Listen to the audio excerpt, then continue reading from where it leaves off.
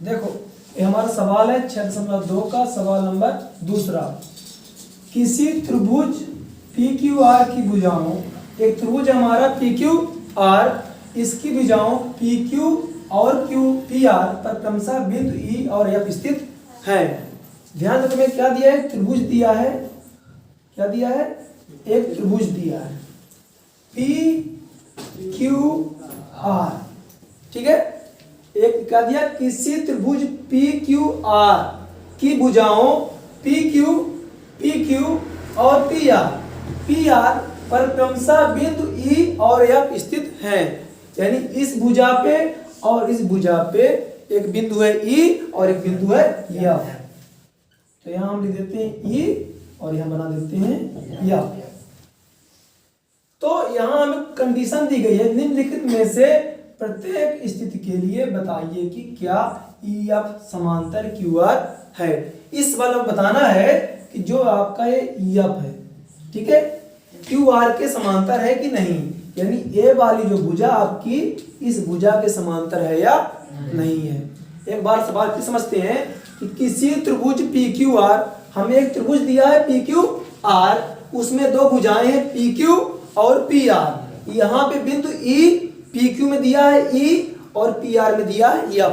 दो बिंदु हैं, हमने इन दोनों बिंदु क्या किया बेटा, मिला दिया EF को। और हमें बताना है कि जो EF है ये QR के समांतर है या नहीं है। ठीक है, सवाल समझ में आ गया। तो इसके लिए हमें सबसे पहले क्या करें, चित्र बना ले। त्रिभुज बना दिया हमने PQR, बिंदु ले लिए E और F, EF को मिला दिया। अब हमें सिद्ध करना है कि जो हमारा EF है, EF समांतर किसके है, QR के। ये हमें क्या करना है, सिद्ध करना है। हमें यहाँ कुछ मान दिए हैं, PE बराबर 3.9, EQ बराबर 3 सेंटीमीटर, PF बराबर 3.6 सेंटीमीटर, FR बराबर 2.4 सेंटीमीटर, ये हमें दिए गए हैं। अब देखो थेल्स ने प्रमेय देती, ठीक है, कि जो एक भुजा जब इसके समांतर कोई दूसरी भुजा होती है, इसको क्या करती है, समान अनुपात में बांटती है। तो PE समांतर क्या होगा, EQ, PE समांतर क्या होगा, EQ होगा, और PF समांतर क्या होगा, FR होगा। ठीक है ना। तो पहले क्या लिखेंगे बेटा, PE समांतर क्या हो जाएगा आपका, EQ आपका हो जाएगा। अब मान रखो यहाँ पे P का मान कितना है, 3.9, ठीक है। आपका EQ का मान कितना है, 3 सेंटीमीटर, 3 सेंटीमीटर यहाँ पे सेंटीमीटर, ठीक है। अब फिर PE समांतर क्या हो गया, EQ हो गया। अब PF बटे क्या हो जाएगा आपका, FR।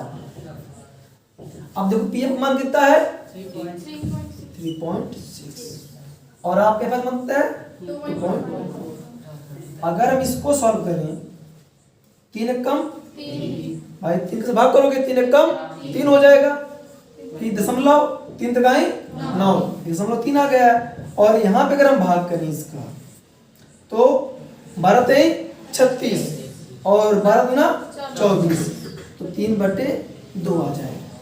तो अगर हम यहाँ पे ध्यान से देखें, तो जो इसका मान है PE बटे EQ का मान है कितना है, 1.3 आया, और PF बटे FR का मान कितना आ गया, 3/2 आ गया। तो क्या ये समांतर है क्या, नहीं है। क्यों नहीं है, क्योंकि इसका मान अलग है। अब इसको अभी किस में, दशमलव में, इसको हम चेंज कर लेते हैं तो और समझ में आ जाएगा। 2 एक कम 2, कितना बचा, 1 बचा, 10 हो जाएगा, 2 पंचे 10। इसका मान आ गया 1.3, इसका मान 1.5। तो हम देखेंगे यहाँ पे, चूंकि PE बटे EQ बराबर नहीं है PF बटे FR के, अतः EF समांतर QR इस कंडीशन पे नहीं होगा। ठीक है, एक बार फिर समझो। सवाल में हमें क्या करा है, कुछ मान दे दिया और बताया कि आपको सिद्ध करना है EF समांतर QR है। सवाल क्या कहा, किसी त्रिभुज PQR की भुजाओं PQ और PR पर बिंदु E और F है। तो सबसे पहले हम क्या करेंगे, एक त्रिभुज PQR बना देंगे।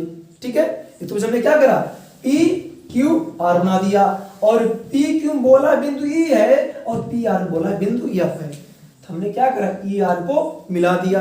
इतनी बात समझ आ गई। एक हमने क्या करा, त्रिभुज बनाया। कौन बनाया, पी क्यू आर, क्योंकि बोला किसी त्रिभुज पी क्यू आर में पी क्यू पे बिंदु है ई और पी आर बिंदु है एफ। ठीक है, हमने यहाँ पे नामकरण कर दिया, बिंदु ई और बिंदु एफ, इसको मिला दिया। ठीक है, जितना सवाल हमने उतना कर दिया। अब बोलता है कि आपको बताना है इस स्थिति को देखते हुए कि क्या ईएफ समांतर क्यूआर है या नहीं है। ठीक है, तो हम इसके लिए क्या करेंगे, थेल्स प्रमेय का प्रयोग करेंगे।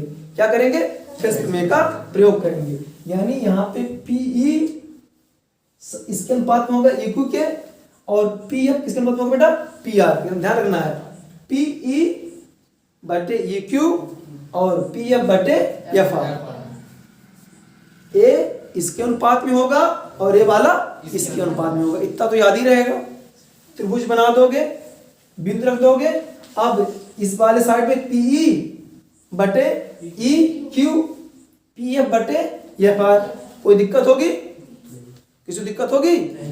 अब देखो पीई का मान देखो यहाँ पे दिया 3.9, तो यहाँ पे दिया पीई बटे ई क्यू, तो पी का मान 3.9, तो हमने क्या करा, पी का मान रखा 3.9 बटे ई क्यू का मान दिया है 3, तो दिया हमने 3। अब इसका भाग करो, मतलब क्या, तो भाग होता है, तो 3 एक कम 3, एक आया दशमलव, 3 त्रिकाई 9। अब इसके बाद इस वाली भुजा में आते हैं, तो पी एफ, तो पी एफ बटे एफ आर, तो बटे एफ आर। तो यहाँ पे देखो पी एफ का वैल्यू कितना है 3.6, और एफ आर वैल्यू कितना है 2.4, तो दिया में 2.4। अब इसको जब हल करेंगे, इसे काटेंगे, तो 12 दूना 24, अब 12 तेईस 36, 3/2 आया। अब इसमें भाग कर दो आप 3/2 में, तो ऐसे भाग करोगे, 2 एक कम 2, 1.2 पंचे 10, तो 1.5 आया। तो अब दोनों को आप ध्यान से देख लो, इतना समझ जाओगे कि इसका मान 3 है, इसका मान 5 है, यानी दोनों मान हमारे क्या है, समान नहीं है। अतः ये जो इसके लिए ई एफ समांतर क्यूआर नहीं होगा। ठीक है, आपने चेक कर लिया। ठीक है, अब इसको लिख लो आराम से।